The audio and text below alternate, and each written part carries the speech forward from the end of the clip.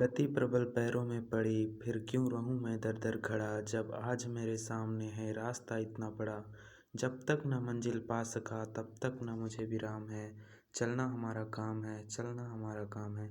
नमस्कार साथियों, स्वागत है आप सभी को हमारे चैनल कुचन सरना में। दोस्तों, आप सभी को मैं बता दूं कि मैं class 10th matric board exam की तैयारी बहुत ही धमाकेदार तरीके से करवा रहा हूं। यदि आप भी 10th क्लास में हैं या फिर आपका आस पड़ोस के कोई भी 10th क्लास में है तो इस वीडियो को उसके तक ज़रूर शेयर कीजिएगा ताकि उसका एग्ज़ाम में लाभ हो सके।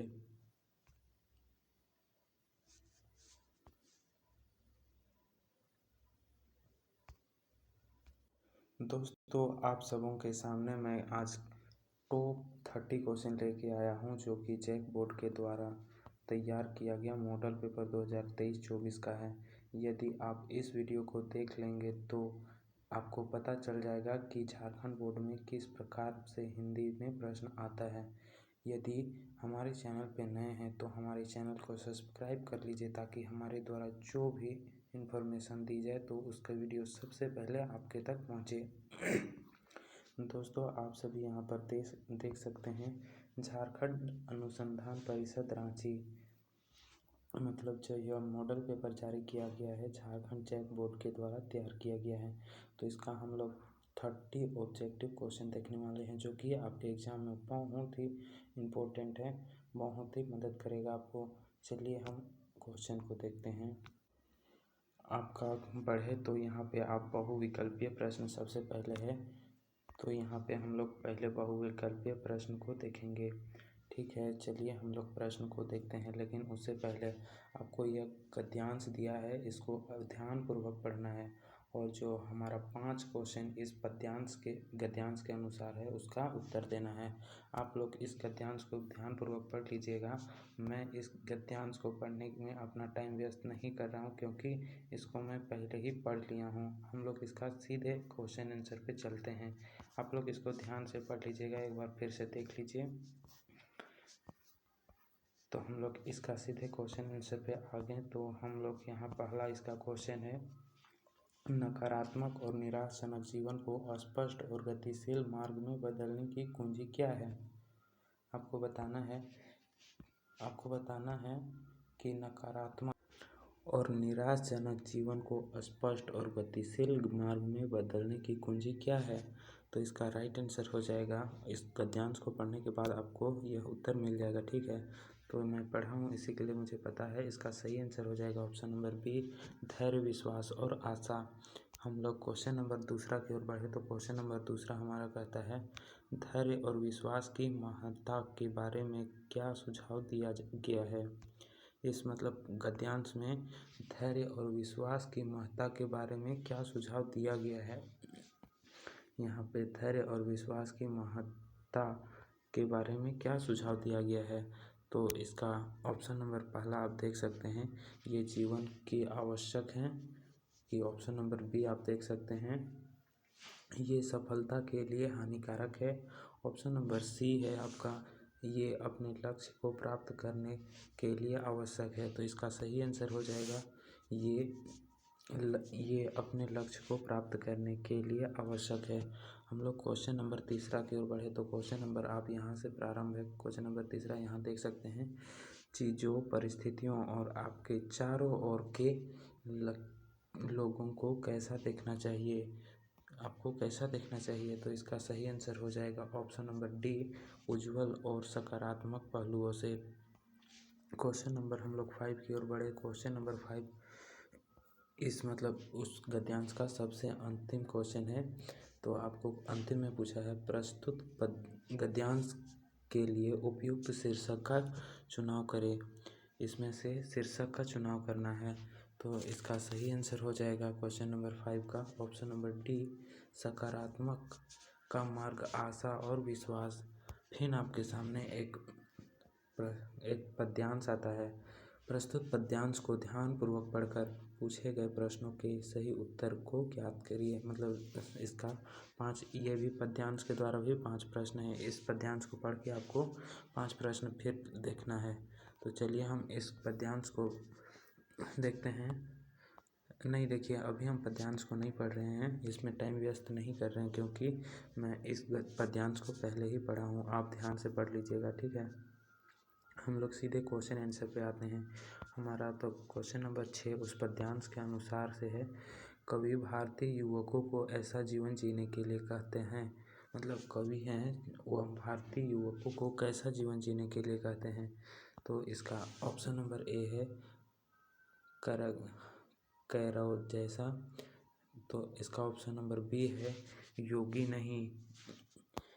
योगी जैसा नहीं, पराक्रमी वीरों जैसा हो। हाँ, इसका ऑप्शन नंबर बी सही आंसर हो जाएगा, ऑप्शन नंबर बी। अगला क्वेश्चन नंबर 7 की ओर बढ़े तो क्वेश्चन नंबर 7 आपसे कहता है पद्यांश में किसे सोम कहा गया है। जो इस पद्यांश दिया गया है उसमें सोम किसको कहा गया है। तो इसका सही आंसर हो जाएगा ऑप्शन नंबर बी, धार को कहा गया है। आपसे क्वेश्चन नंबर 8 में पूछा जा रहा है योगियों नहीं विजयों की दृश्य जियो रे का क्या संदेश है। योगियां नहीं विजयी की दृश्य जियो रे का क्या संदेश है, आपको बताना है। तो इसका राइट आंसर हो जाएगा क्वेश्चन नंबर 8 का ऑप्शन नंबर बी, समृद्धि और सफलता के लिए प्रेरित करने वाला संदेश। और हम लोग क्वेश्चन नंबर 9 की ओर बढ़े तो क्वेश्चन नंबर 9 हमारे के साथ कहता है इस पद्यांश में कैसा जीवन को सहारा गया है। जो इस पद्यांश है उसमें कैसा जीवन को सहारा गया है। तो इसका सही आंसर हो जाएगा क्वेश्चन नंबर 9 का ऑप्शन नंबर सी, विजयी। कैसा जीवन, विजयी। अगला क्वेश्चन की ओर बढ़े क्वेश्चन नंबर 10 आपसे कहता है इस कविता का मूल स्वर क्या है। इस कविता में आपको क्या बताना चाहता है, मतलब यह आपको क्या करता है, इसको बताना है। तो इसका राइट आंसर हो जाएगा ऑप्शन नंबर सी, आवाहन करने के लिए कहता है। अगला क्वेश्चन की ओर बढ़े क्वेश्चन नंबर 11। तो आपसे यहाँ तक जो क्वेश्चन नंबर 10 तक था वह गद्यांश और पद्यांश से आपसे प्रश्न पूछ रहा था, लेकिन जो अब इधर का जो क्वेश्चन होगा ना वह ग्रामर और आपके बुक से रिलेटेड क्वेश्चन होगा, इसीलिए इधर का क्वेश्चन को बड़ी ध्यानपूर्वक देखिएगा, ठीक है। चलिए हम इधर का क्वेश्चन भी देखते हैं। तो आपसे क्वेश्चन नंबर 11 कह रहा है इनमें से किसका वाक्य आक्रामक क्रिया है। यदि आप लोग चाहते हैं कि ग्रामर आपका अच्छा हो तो आप लोग कमेंट कीजिएगा, मैं ग्रामर से लेकर रिलेटेड सारी वीडियो बना दूंगा ताकि आपका ग्रामर में कोई परेशानी नहीं है। अभी हम लोग ये ग्रामर को नहीं पढ़ रहे हैं क्योंकि अभी हमारे पास समय कम है। आप लोग के लिए ग्रामर का एक अलग से वीडियो बना दी जाएगी जहाँ से आप लोग ग्रामर का सारा क्वेश्चन सॉल्व कर पाएंगे, ठीक है। चलिए हम इसका सही आंसर देखें। तो आपसे 11 नंबर में कह रहा है इनमें से कौन वाक्य अक्रमक क्रिया है। अक्रमक क्रिया कौन सी है, तो इसको आपका क्वेश्चन नंबर 11 का हो जाएगा ऑप्शन नंबर सी, मोहन सो रहा है, यह आपका अक्रमक क्रिया हो जाएगा। क्वेश्चन नंबर 12 आपसे कहता है कौन सा वाक्य सकर्मक क्रिया है। इसमें अकर्मक क्रिया पूछा था लेकिन इसमें सकर्मक क्रिया आपसे पूछा है। तो इसका सही आंसर हो जाएगा क्वेश्चन नंबर 12 का ऑप्शन नंबर सी, रीता खाना खाती है, रीता खाना खाती है।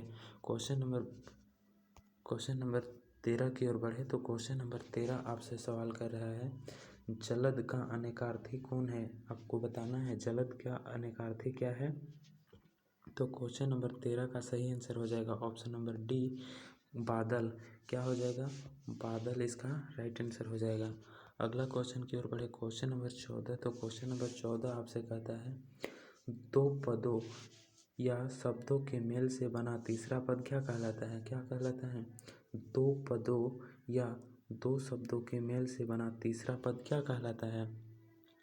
तो इसका सही आंसर हो जाएगा ऑप्शन नंबर बी, समास कहलाता है। क्वेश्चन नंबर 15 की ओर बढ़े तो क्वेश्चन नंबर 15 आपसे बोल रहा है यथासंभव कौन सा समास है, यथासंभव कौन सा समास है। तो इसका सही आंसर हो जाएगा क्वेश्चन नंबर 15 का ऑप्शन नंबर ए, अव्ययी भाव समास है। क्वेश्चन नंबर 16 में बढ़े तो क्वेश्चन नंबर 16 आपसे पूछता है नील है जो कमल, नील कमल किस समास का विरह है। कौन सा समास का नील है जो कमल नीलकमल विरह है, मतलब संधि विच्छेद है। तो आपको बताना है इसका पहला ऑप्शन आप यहाँ पे देख सकते हैं, तत्पुरुष समास, कर्मधारय समास, अव्ययी भाव समास की बहुव्रीहि समास। तो क्वेश्चन नंबर 16 का अब आंसर ऑप्शन नंबर बी हो जाएगा, इसका right answer option number B, कर्मधारय समास। क्वेश्चन नंबर 18 की ओर बढ़े तो क्वेश्चन नंबर 17 की ओर बढ़े तो क्वेश्चन नंबर 17 आपसे पूछ रहा है, जब वर्षा होती है तब मेरे रुकिए, क्वेश्चन नहीं दिख पा रहा है, अभी दिखेगा। क्या बोल रहा है, जब वर्षा होती है तो मोर नाचते हैं, रचना के आधार पर वाक्य का भेद बताएं। आपको इसमें वाक्य का भेद बताना है। तो ये कौन सा वाक्य का भेद है, सरल वाक्य, संयुक्त वाक्य, मिश्र वाक्य या उपवाक्य। तो इसका सही उत्तर हो जाएगा ऑप्शन नंबर सी, यह मिश्र वाक्य है। क्वेश्चन नंबर 17 की ओर बढ़े तो क्वेश्चन नंबर 17 आपसे पूछ रहा है, जिस वाक्य में कर्म को प्रधानता दी जाती है, मतलब जिस वाक्य में कर्म को प्रधानता दी जाती है वहाँ कौन सा वाच्य होता है। अब इससे वाच्य से प्रश्न पूछ रहा है, वाच्य कौन सी वाच्य होती है, तो आपको यहाँ पे बता देना है ऑप्शन नंबर बी, कर्मवाच्य होती है। कौन सी वाच्य होती है, कर्मवाच्य होती है। क्वेश्चन नंबर 19 की ओर बढ़े तो क्वेश्चन नंबर 19 आपसे सवाल कर रहा है, बालक चांद खाली स्थान देख रहा है, इस खाली स्थान में कौन सा शब्द भराएगा। यहाँ आपका पहला नंबर है, की ओर देख रहा है, कि क्या देख रहा है, कि क्यों देख रहा है, कि कैसे देख रहा है। तो आपका क्वेश्चन नंबर 19 का सही आंसर हो जाएगा ऑप्शन नंबर ए, की ओर देख रहा है। इसका वाक्य क्या हो जाएगा, सही वाक्य, बालक चांद की ओर देख रहा है। इसका right answer option number A. Question number 20 की ओर बढ़े तो क्वेश्चन नंबर 20 आपसे पूछता है, निम्न में से कौन सा शब्द समुच्चय बोधक अव्यय है। आपसे समुच्चय बोधक अव्यय पूछा जा रहा है। तो इसका सही आंसर हो जाएगा ऑप्शन नंबर सी, अथवा। क्या है, अथवा, इसका राइट आंसर हो जाएगा। क्वेश्चन नंबर 19 अब आगे बढ़े, क्वेश्चन नंबर 21। तो क्वेश्चन नंबर 21 को बनाने से पहले आपको एक छोटा सा पद्यांश दिया है, इससे रिलेटेड यहाँ क्वेश्चन आपका पाँच या फिर रुकिए 4 प्रश्न इससे दिया गया है। इसको पढ़ के आपको इधर 4 प्रश्न का उत्तर देखना है। तो मैं इसको फिर नहीं पढ़ रहा हूँ क्योंकि मैं इसको ऑलरेडी पढ़ चुका हूँ, आप लोग पढ़ सकते हैं। यहाँ क्वेश्चन नंबर 21 में आपसे पूछा जा रहा है, इस पद के रचयिता कौन है, जो इस पद को लिखे हैं उसका रचयिता कौन है। तो इसका सही आंसर हो जाएगा क्वेश्चन नंबर 21 का ऑप्शन नंबर डी, सूरदास इसका रचयिता है। आप लोग का पोयम में यह पोयम में होगा, देख लीजिएगा।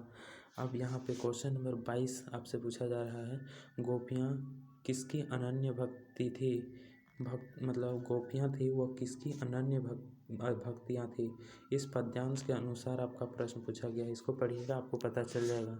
तो इसका सही आंसर हो जाएगा ऑप्शन नंबर बी, कृष्णा की। क्वेश्चन नंबर 23 की ओर बढ़े तो क्वेश्चन नंबर 23 आपसे सवाल कर रहा है, पुरीनी पात का क्या अर्थ है। पुरीनी पात का क्या अर्थ है। तो इसका सही आंसर हो जाएगा क्वेश्चन नंबर 23 का ऑप्शन नंबर सी, कमल का पत्ता। पुरैनी पात का क्या अर्थ है, कमल का पत्ता। क्वेश्चन नंबर 24 की ओर बढ़े तो क्वेश्चन नंबर 24 आपसे पूछ रहा है, गोपियाँ ने उद्धव को व्यवहार की तुलना किससे दी। जो गोपियाँ थी उसने उद्धव को व्यवहार की तुलना किससे दी, मतलब किससे वो तुलना की। तो इसका राइट आंसर हो जाएगा क्वेश्चन नंबर 24 का ऑप्शन नंबर सी, कमल के पत्ते और तेल के मटके से की। इसका राइट आंसर क्या हो जाएगा ऑप्शन नंबर सी, कमल के पत्ते और तेल के मटके से की। क्वेश्चन नंबर अब हमारा इधर बढ़े तो आपका अगला जो क्वेश्चन होने वाला है वह आपका किताब से है, तो वहाँ पे देख लीजिएगा आप लोग बहुत अच्छे से। तो आपका आगे क्वेश्चन की ओर बढ़े तो क्वेश्चन नंबर 25 की ओर बढ़े तो देखिए, यह एक गद्यांश दिया गया है, इससे रिलेटेड है। तो क्वेश्चन नंबर 25 में आपसे पूछा जा रहा है, बेटे के मरने पर बाल गोविंद भगत क्या कर रहे थे। जब बाल गोविंद भगत के बेटा का मृत्यु हो गई थी उस वक्त बाल गोविंद क्या कर रहे थे। ऑप्शन नंबर ए है रो रहे थे, ऑप्शन नंबर बी है आपके सामने गा रहे थे, ऑप्शन नंबर सी है आपके सामने हंस रहे थे, ऑप्शन नंबर डी है आपके सामने नाच रहे थे। तो आपको बताना है जब बाल गोविंद भगत की बेटा की मृत्यु हो गई थी उस वक्त वह क्या कर रहे थे। तो इसका राइट आंसर हो जाएगा आपका ऑप्शन नंबर बी गा रहे थे। और अगला क्वेश्चन नंबर 26 में बढ़े तो क्वेश्चन नंबर 26 आपसे पूछा जा रहा है, भगत जी का बेटा कैसा था। भगत जी का बेटा कैसा था। तो इसका सही आंसर हो जाएगा क्वेश्चन नंबर 26 का ऑप्शन नंबर डी बड़ों का सम्मान न करने वाला था।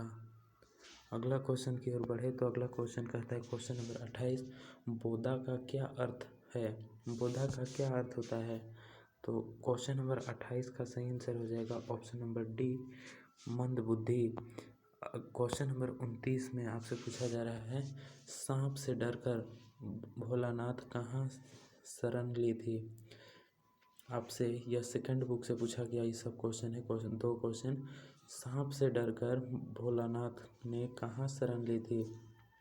तो कहाँ शरण ली थी आप लोग जान रहे होंगे, इसका ऑप्शन नंबर बी माता के आंचल में। अगला क्वेश्चन नंबर 30 आपसे अंतिम क्वेश्चन करता है, जॉर्ज पंचम की नाक में किस पर व्यंग किया गया है। जो जॉर्ज पंचम नाक कहानी है आपके किताब में तो उसमें किस पर व्यंग किया गया है, मतलब किस पर लिखा गया है। तो क्वेश्चन नंबर 30 का सही आंसर हो जाएगा ऑप्शन नंबर बी। इसका ऑप्शन नंबर बी हो जाएगा सरकारी तंत्रों पर। ये था दोस्तों आपका 20 VVI क्वेश्चन जो कि आपके एग्ज़ाम के लिए बहुत ही इम्पोर्टेंट है। आप लोग इसको बहुत ही अच्छा तरह से देख लीजिए ताकि आपका एग्ज़ाम में अच्छा मार्क्स आ सके। लेकिन फिर से आप लोग को कहना चाहता हूँ, यदि आप 10th क्लास में हैं या फिर आपके आस पड़ोस में कोई भी 10th क्लास में है तो उसको इस वीडियो को ज़रूर शेयर कीजिए ताकि वह भी अभी से पढ़ के अपना बोर्ड एग्ज़ाम में अच्छा मार्क्स आ सके। चलिए अभी के लिए इतना ही, फिर मिलेंगे नेक्स्ट वीडियो के साथ। तब तक के लिए बाय। वंदे मातरम।